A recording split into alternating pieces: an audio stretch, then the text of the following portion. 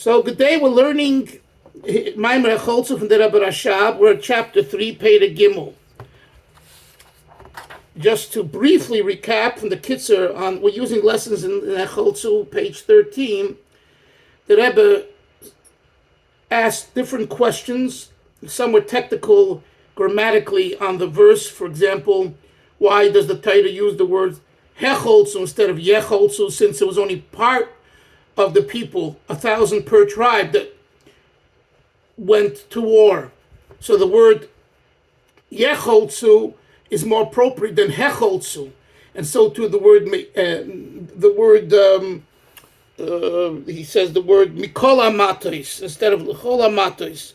Should have said Mikol Amatos. Any of those were questions, and other. So basically, he wrapped up 4 to 5 questions, and now he begins his treatise, his explanation. Let's go. Pei Gimel, page 14. The general idea. And this is the way a Maimon Chassidus goes. There's like questions, and then it goes into a concept.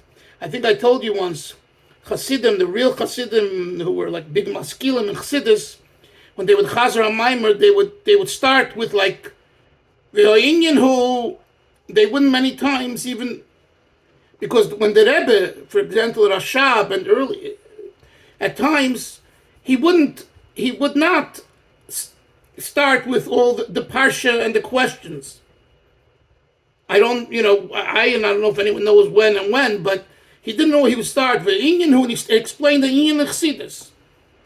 Later, when it came time to write the Maimer, and for writing you have to put it into an orderly fashion and all of that, so he added a beginning and an end. Okay?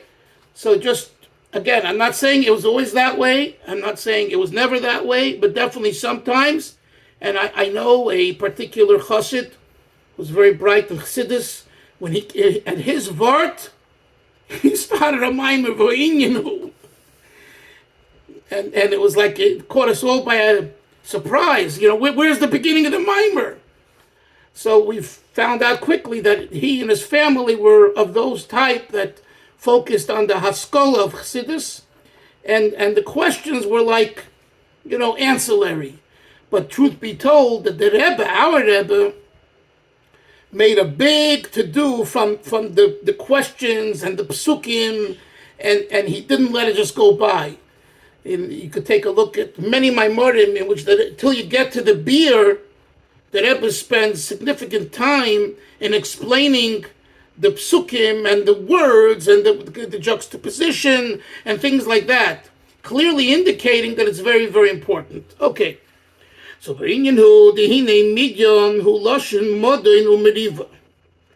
word midyon is associated with the word modin, which means strife and contention, arguments. This is the entire concept of the klip of midyon, shehu apirud vayizchalkus. It is the concept, it is the idea of separation and division. Each klip of Velvel has its symbol, what it looks to do. For example, Amalek is a klippus. Amalek is suffix, doubts, kridus, apathy. Midyon is not doubts and not apathy, maybe by extension, but really, what is midyon? Midyon is strife and contention, division, separateness.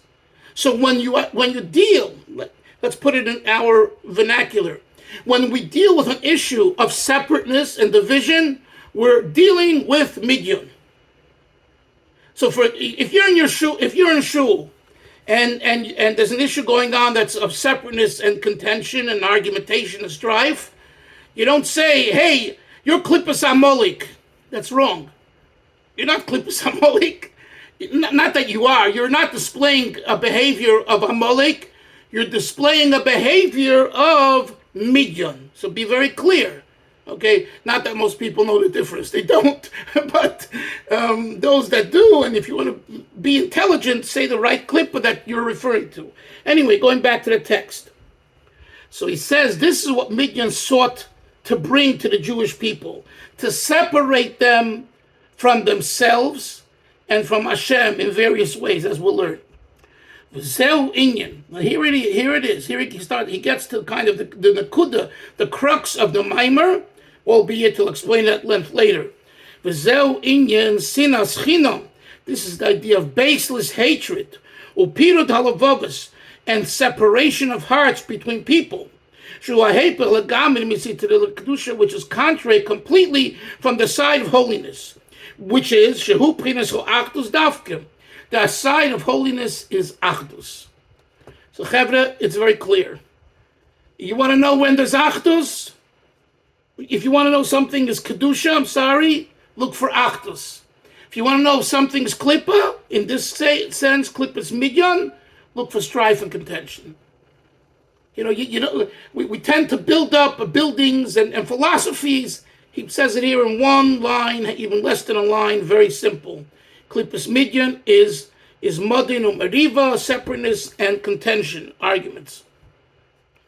And by the way, we don't mean arguments in Torah, my pshat, your pshat. We're talking about ugly, baseless disagreements that lead to baseless hatred and just, fighting and departing of the hearts, etc., all of that.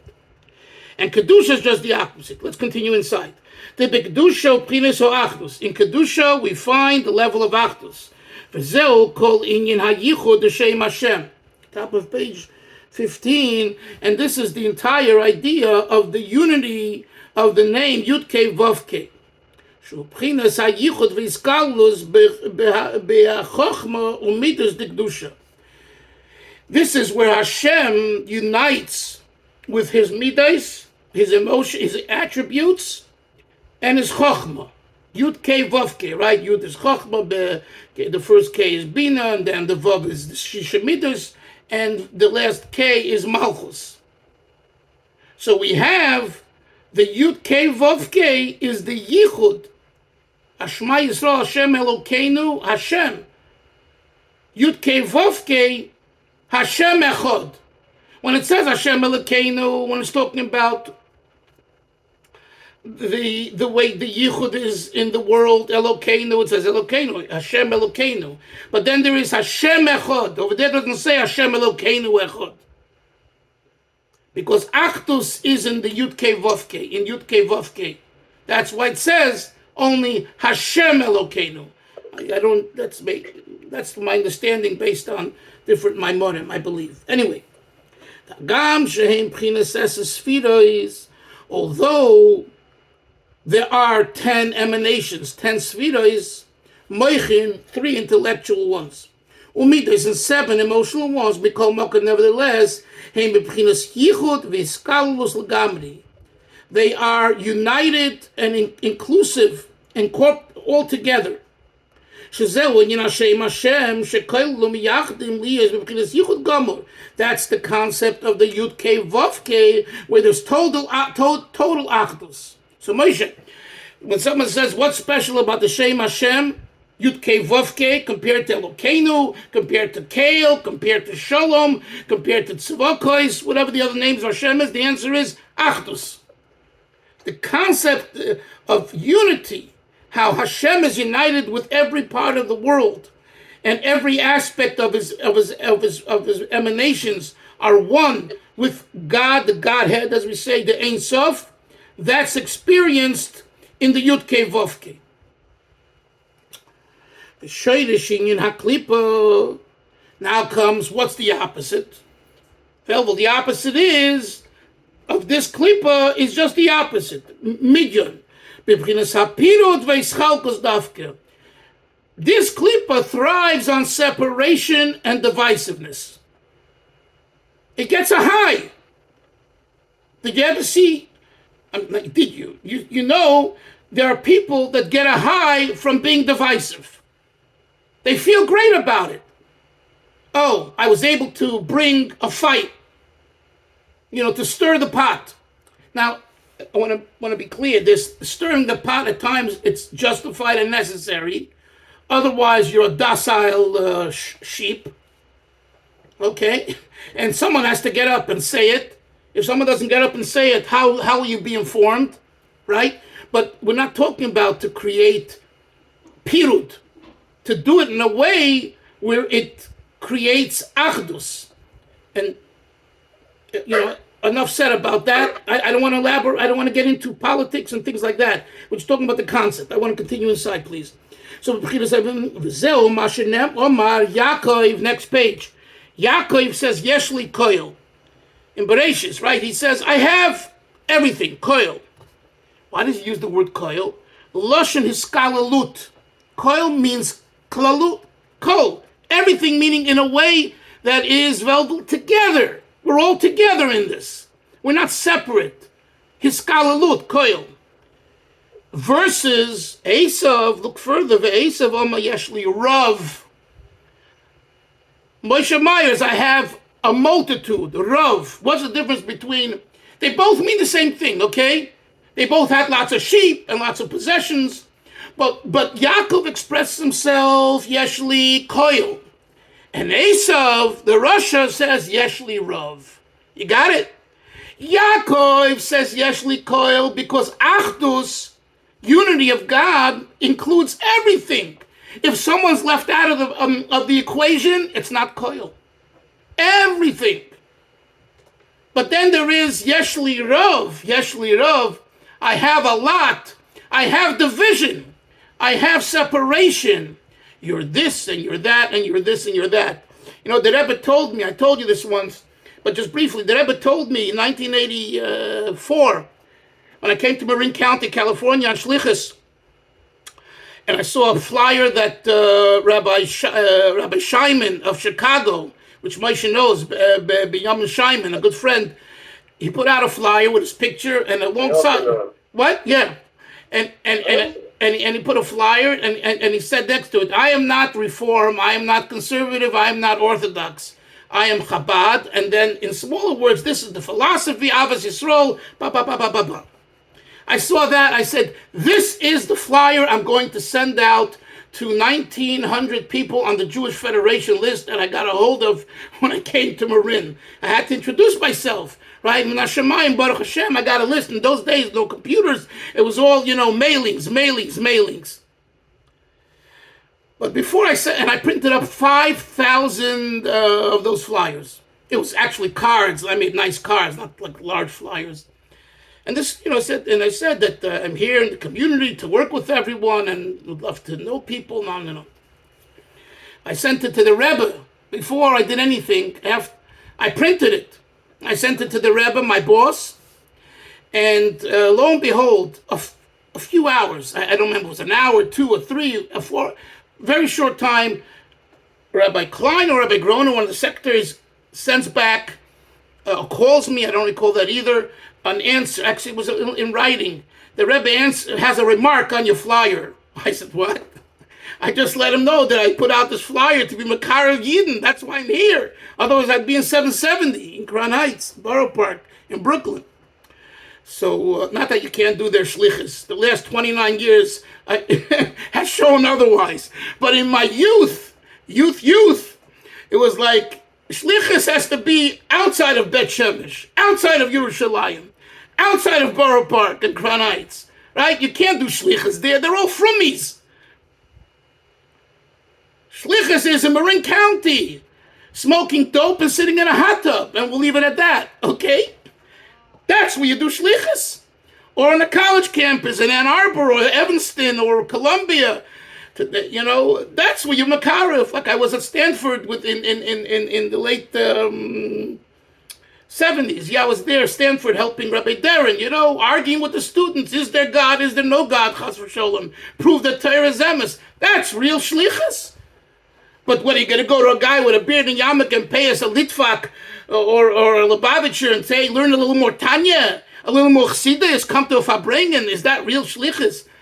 But that's not true, by the way. That was my naive and probably most new Bacharim and newly married couples coming out of 770. You want to conquer the world. You want to go to Cologne, where Velvel is, and over there you want to build a big shul and a big Chabad house and have 500 people.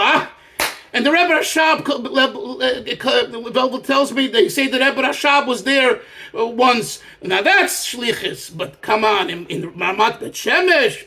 So anyway, So I sent in this flyer to the Rebbe, and the Rebbe answered me and basically said, don't send it out.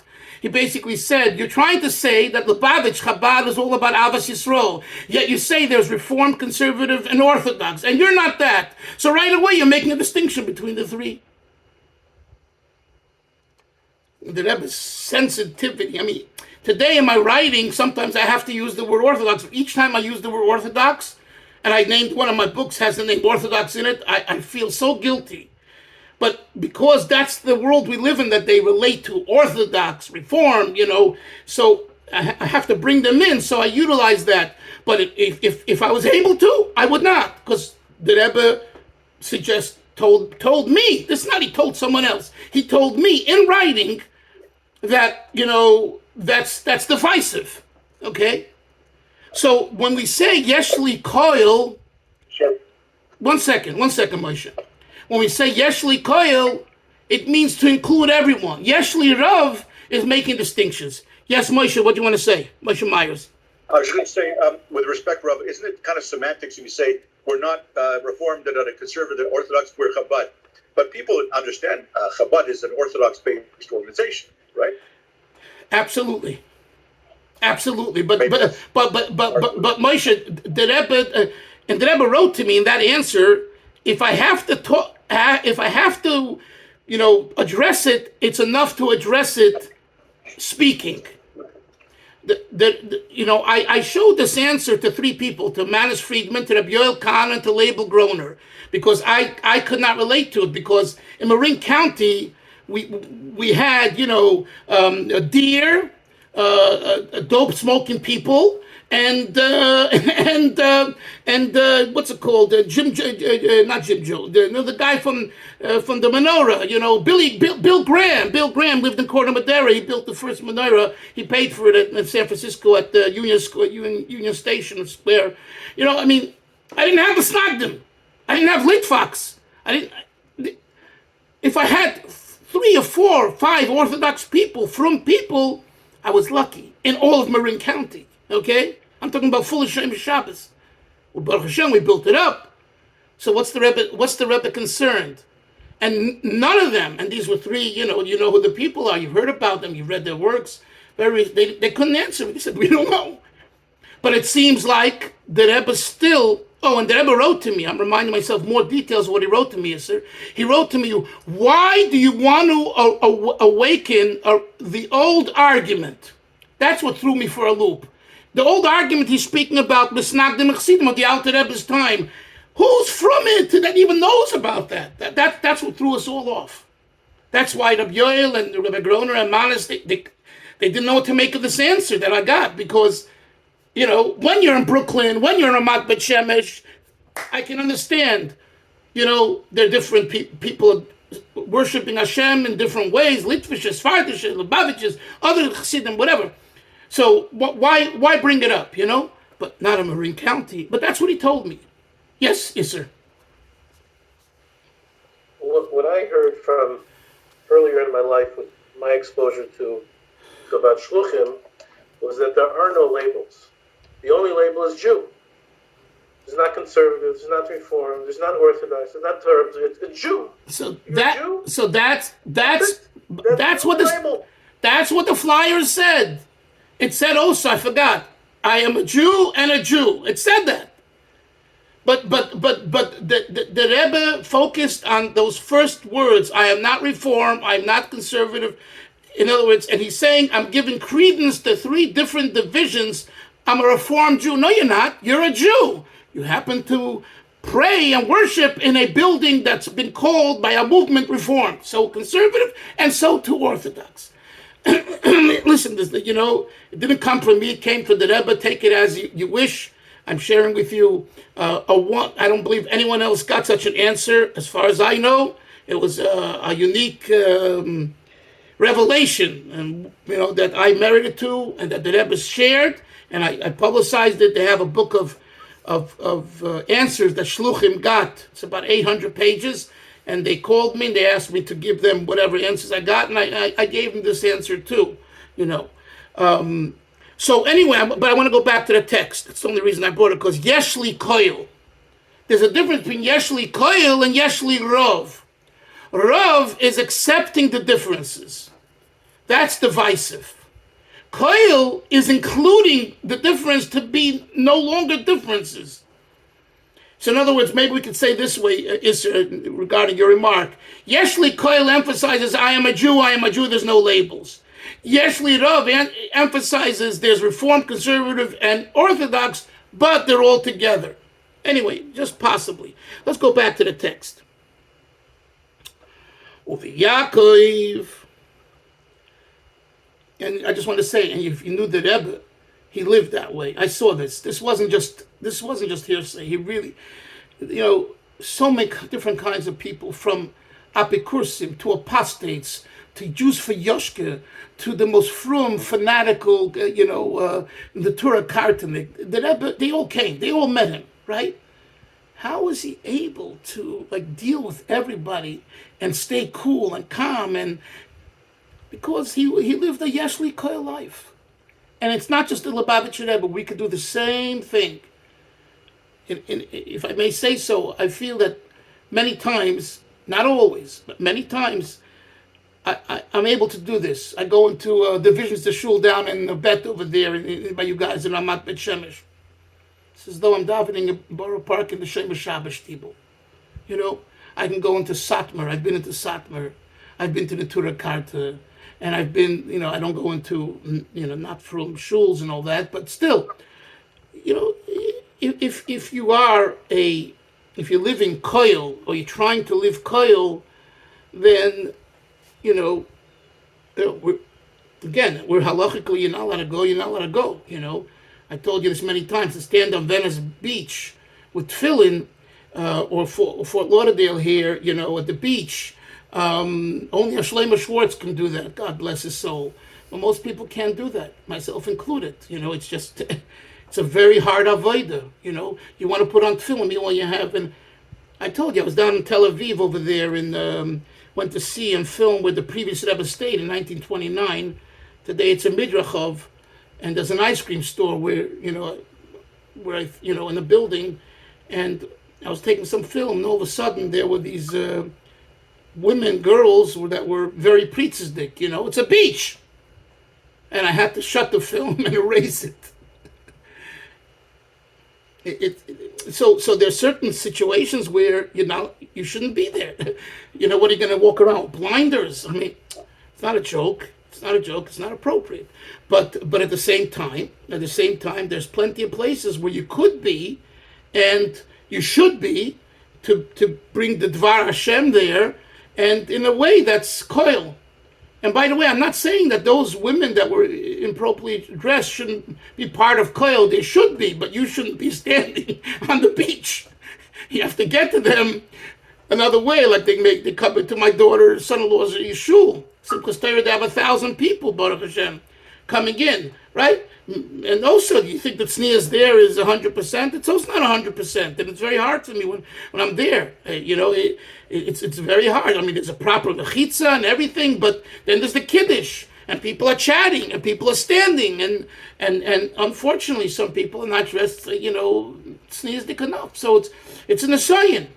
So this is, you should know that I believe that every Lubavitcher shliach, if not every, most, and don't want to be in those situations. Trust me. They'd rather be. Reminds me of these stories. One Simchas Torah in Marin County. I took out the Torahs, and then I walked with the Torah to the women's side, that all the women can kiss the Torah from their side. And of course, we lower the curtains, because that's the way it's done also in Brooklyn, and they could see what's going on. I'm not saying in every shul they'll do that, but. And a woman, I remember her last name, Pasternak. I remember. She was from Hawaii. She was but she lived in Hawaii, and she was a loose cannon, in a sense that she was very, very lively, and she wanted to dance with me. So I'm bringing the Torah to her to kiss the Torah, and she wants to start dancing with me. I said, stay where you are. Don't move. You're not coming into the men's side to dance with me. It ain't happening. But she's Rabbi. It's Simchas Torah. The Torah. I want to dance with the Torah. And you Shabbos, I want to dance with you. I said, you're not dancing with me. Just stay put, please. A good lady. You know, this was Marin County. It came from a holy place. Right. Right. It did come from a holy place. I believe that's emes. But nevertheless, you got to put a border. This you can't do, and I'm not going to do. I mean, I don't want to go into many of these details, but Shlomo Schwartz told me of blessed memory that another famous Shlomo who he was close with said to him, Shlomo, he said, just one hug, just one kiss. And Shlomo said, no. Shlomo Schwartz said, no. Till here, Ad Kan v'suloi. In the name of Kiruv and Afotza, the hug and kiss stays there, not here. You understand?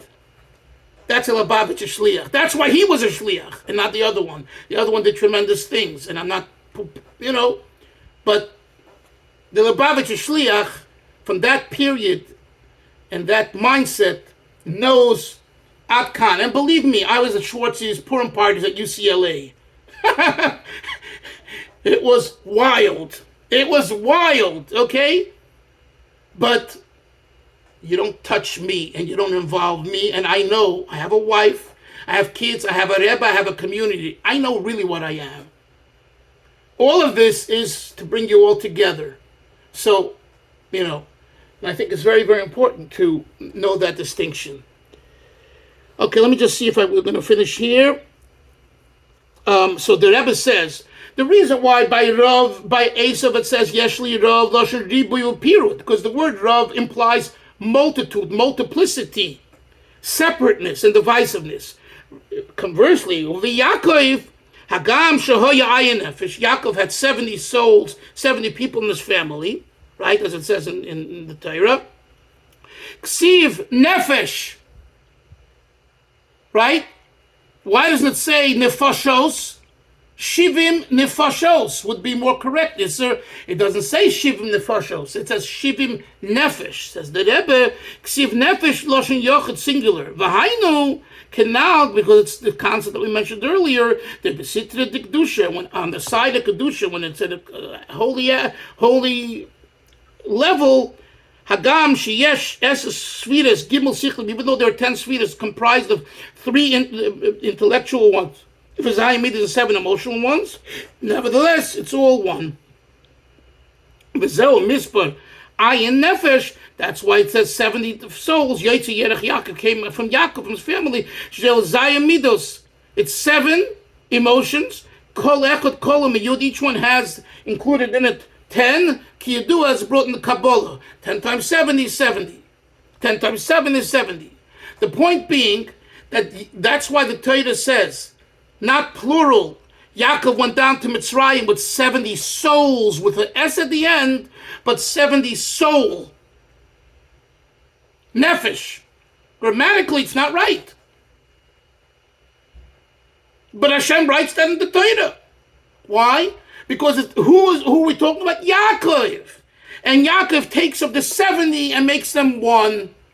Yeshli Koil. He takes all the differences and brings them together.